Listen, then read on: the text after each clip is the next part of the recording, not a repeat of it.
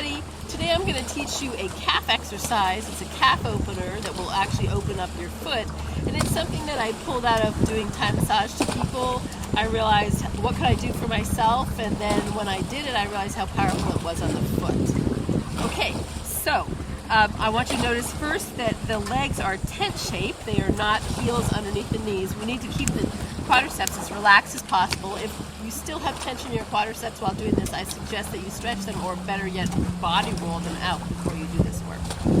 Alright, so first what we're going to do is we're going to separate the two halves of the calf. So there's two muscle heads actually. We're going to separate them with our hands and put them as high as we can below the knee. You may not be able to bend that much, onto the working knee. So that's your prop. The other leg is the working prop. And so you're in the middle and you're going to move around in circles. So this foot is not going to flex or point.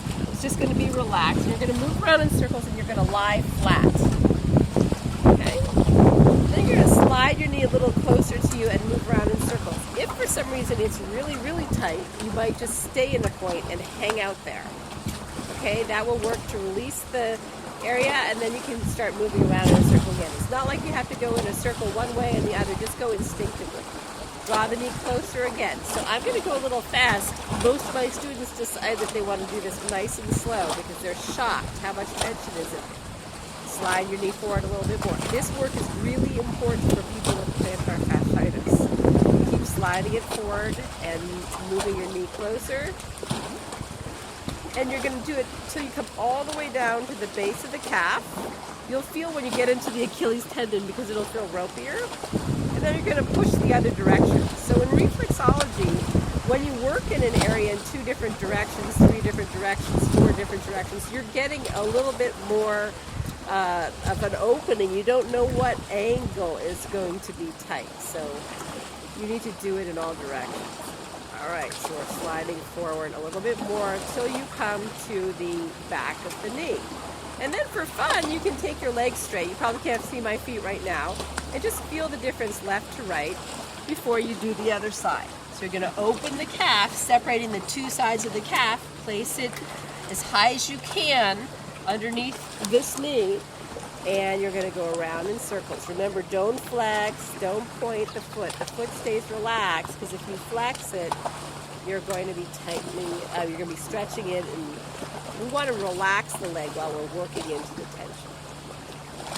So you're going to keep going all the way down, and as I said, you can do this slower than I'm showing you. The video just might be too long. Keep moving your knee closer to your face. And notice whether one leg is tighter than the other one. The calves are usually not the same, and for me, certainly it's on the right today. I've been having a right foot issue, and then you're going to go all the way down to the base of the heel, and then come all the way back up slowly. Stopping if you need to, just holding it on a point that is feeling like it's tender, and then keep moving. All right, so you can do this really slowly. You can do it quickly, and then when you're done, you want to integrate the work. You're going to, like everything else, have some integration period, and you're just going to lie flat and feel the energy moving through your legs, maybe through your feet. Maybe you'll feel a relaxation on one side of the body or the other that's more than normal, or everywhere. Okay, we'll go to the next exercise. Okay, so now we're going to do the outside of the calf. And so what you're going to want to find is the point between the bone and the muscle. All right, so when I pull my calf inward, I'm going to pull my calf inward of the working leg and place it on the outside of the opposite knee. So the outside of this leg is going on the outside of this knee. All right, so if you imagine an Olympic runner or someone in high heels and they have that really long definition between the bone and the muscle, that's what you want to get into. And so pulling this muscle of the working leg towards the inward line, you can get in there. And it might take you a few angles. You might have to turn your foot one way or another, your knee one way or another to get into that angle, but you're going to find somewhere along this line it is quite sore. So I'm going to sit up because I want to talk to you, but you want to be lying down while doing this. Okay, so you're working in in circles, you might definitely find a point where you just want to stay. Then you're going to slide the leg closer. So what I want to talk about while we're doing this, because you get it from the other exercise, is that the muscles on the outside of the calf and the inside of the calf, this one comes behind the ankle and comes underneath the foot and attaches right here. So opening this side of the calf will affect a lot the side of the foot. I don't have anyone, the whole foot, I don't have anyone I work with who hasn't found this to be the case. Now, some people might have it more on the inside line of the calf, and you can't know until you do it. So you're coming all the way down, working in circles or going up and down, and then you're going to come right to just above the ankle. All right? And oftentimes this lower part is what's more sore for people. Not always. Today it's not the case for me.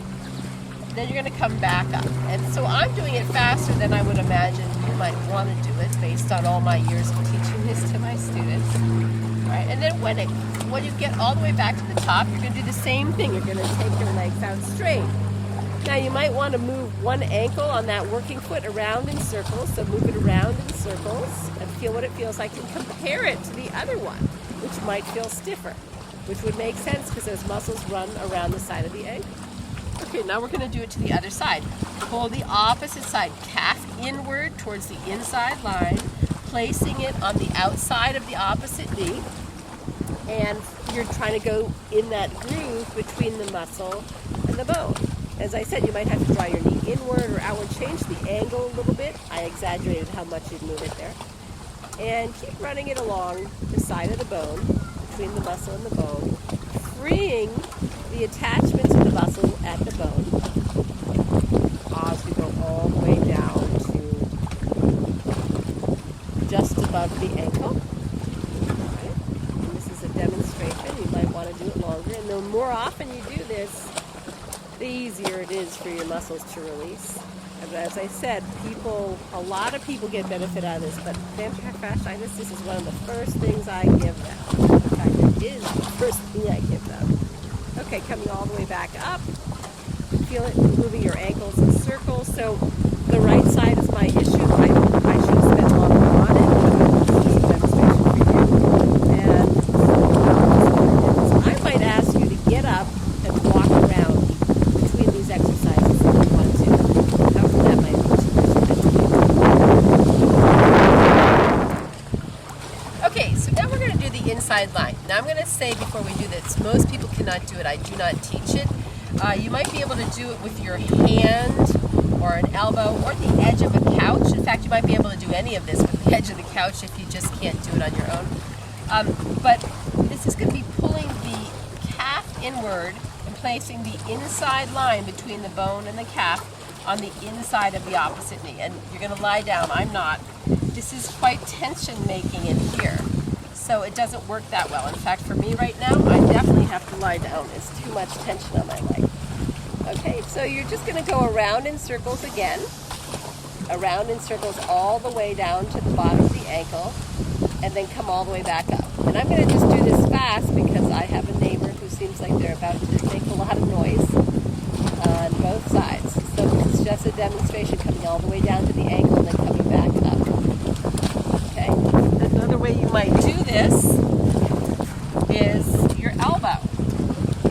Anything you can use. I've used the edge of a chair. I used the edge of a couch before. Anything that you might do to get in there would be great. And then you definitely want to, move your ankles around and go take a walk and feel what it feels like on the bottom of your feet when you walk. It might feel totally different. It may not. But anyway, thank you for joining me.